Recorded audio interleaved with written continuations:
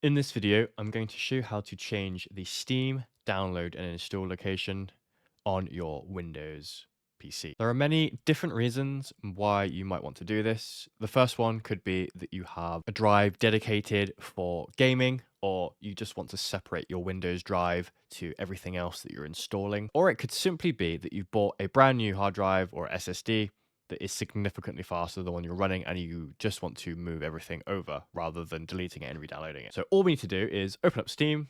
In the top left, click Steam, and then you'll get this window.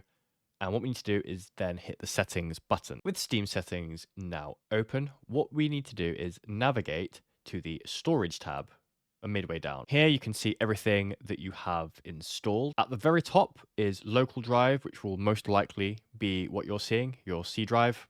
If you click the drop down here, you will see all of your other drives, but if you don't see your other drives, you can click this add drive button. And then from here, if you have another drive, you will just select it on the left under this PC. With that now selected, what you can do is click on one of your games. So for instance, I'm going to click Marvel Rivals here. And then at the very bottom, although it says uninstall, to the right of this will be move. I don't have any other drives on here, so I don't have the option, but you click the move button here in the bottom right, and you can move it to whatever destination you want to without having to re-download the game. Alternatively, once you have your additional storage device listed in this drop-down menu, what you can do, if you haven't already installed your game, is just go to the install section on the store page for your game, click install, and then here you can just select your other drive rather than the standard local drive C.